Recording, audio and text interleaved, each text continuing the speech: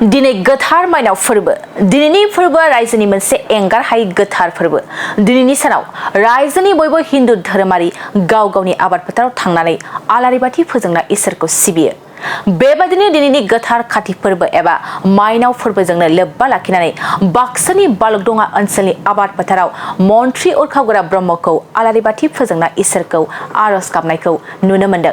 मन्त्रि उरखावगोरा ब्रह्म बिथांखौनो लोगोसे हेफाजाब होयो बालुकदंगा ओनसोलनि गुन गोनां रायजो राजाफ्रा बे गोथार फोरबोजोंनो लोब्बा लाखिनानै मन्त्रि उरखावगोरा ब्रह्मआ खौरांगिरिनि सिगाङाव मा फोरमायखो आबुङै मिथिना ला কাতি বিহু অসমৰ জাতীয় জীৱনত এটা পৰম্পৰাগত পৰ্ব আৰু এইটো খঙালী বিহু বুলিও কোৱা হয় আমি নজনা এটা সেই সময়ৰ পৰাই এইটো পৰম্পৰা চলি আহিছে খেতিয়কসকলে এইটো চলে বিজ্ঞানসন্মত কাৰণো আছে ইয়াৰ কাৰণে এই আমাৰ খেতিবিলাকক ৰক্ষা কৰিবৰ কাৰণে পোকৰ পৰা বা বিভিন্ন ধৰণৰ সমস্যাৰ পৰা এইটো কৰি থকা হৈছে এতিয়া কিন্তু এটা সংস্কৃতি আৰু পৰম্পৰাত পৰিণত হৈছে ইয়াত অংশগ্ৰহণ কৰিবলৈ পাই মই খুব ভাল লাগিছে আজি আমাৰ বাক্সা জিলাৰ কৃষি বিভাগৰ তৰফৰ পৰা খুব সুন্দৰ আয়োজন কৰিছে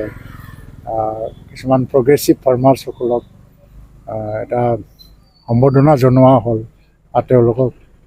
চাৰ্টিফিকেট দিয়া হ'ল আৰু লগতে কিছুমান সামগ্ৰী বিতৰণ কৰা হৈছে যিসকল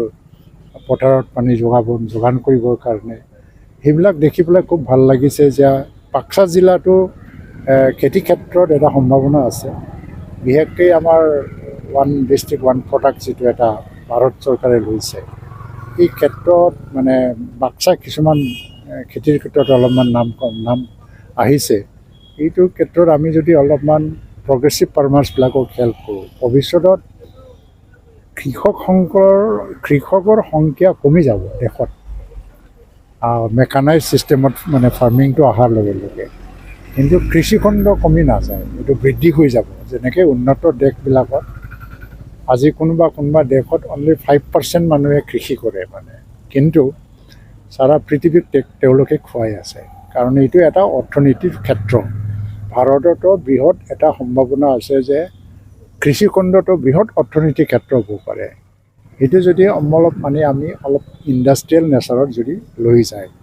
তাৰ কাৰণে শিক্ষিত যুৱকসকলে ইয়াত নামিব লাগে আৰু আজিও যিটো দেখিবলৈ পাইছোঁ যে দেশৰ অৰ্থনীতিত আমাৰ সংস্থাপনৰ যিটো ব্যৱস্থা যদি চৰকাৰী সংস্থাপন বা চৰকাৰী চাকৰিটো বাদ দি পেলাই যদি চোৱা হয় অৰ্থনৈতিক সংস্থাপনটো কৃষিখণ্ডতে বেছি আছে ভাৰতবৰ্ষৰ ভিতৰত নাম্বাৰ 1 এইকাৰণে বাক্সা জিলাটো অৰ্থনৈতিকভাৱে সবল কৰিবৰ কাৰণে কৃষিখণ্ডটো চাব লাগে আৰু তাৰ কাৰণে আমি কাম কৰিম আঁচনি যুগুতাম আৰু কৃষি বিজ্ঞান কেন্দ্ৰৰ পৰা আৰম্ভ কৰি পেলাই কৃষি বিভাগ আহিছে আৰু আজিকালি মানে ডিপাৰ্টমেণ্টবিলাক অকলে কাম নকৰে ইণ্টিগ্ৰেটেড মেনাৰত কাম কৰিব আৰম্ভ কৰিছে পানী যোগান irrigation agriculture water resources handloom টেক্সটাইলৰ পৰা আৰম্ভ কৰি বহুত ডিপাৰ্টমেণ্টে আজিকালি ইণ্টিগ্ৰেটেড মেনাৰত কাম কৰে তাৰ কাৰণে ভাৰতত কৃষিখণ্ডৰ বিকাশটো খুব মানে ত্বৰান্বিত হ'বলৈ গৈ আছে অসমতো নিশ্চয় হ'ব PMKSY বা বিভিন্ন ধৰণৰ আমি খুব এটা শব্দত উত্তৰ বিচাৰিলে নাপাব কাৰণ প্ৰধানমন্ত্ৰীৰ নামত কিমান আঁচনি চলি আছে চব মানে কৃষকসকলৰ উদ্দেশ্যতে যদি মই ছইল কনজাৰ্ভেশ্যনত কিছুমান স্কিম মই ৰূপায়ণ কৰোঁ এইটো PMKSYৰ অধীনত আৰু ইয়াৰ অধীনত লিভলিহুড মিছন আছে আপুনি প্লেণ্টেশ্যন বা বেটেল নাটৰ কাৰণে প্লেণ্টেশ্যন বা ইণ্ডিভিজুৱেল বেনিফিট আছে তাৰ পৰা পানী যোগান এইবিলাক অতি ইণ্টিগ্ৰেটেড মেনাৰৰ কাম কৰি আছে চাব এতিয়া খুব মানে মেকানাইজ ফৰ্মত চাইণ্টিফিক ফৰ্মত ডেভেলপমেণ্ট চলি আছে আৰু তাৰ কাৰণে মই ভাবোঁ যে ভৱিষ্যতত কৃষিখণ্ডটো ভাল কাম কৰিব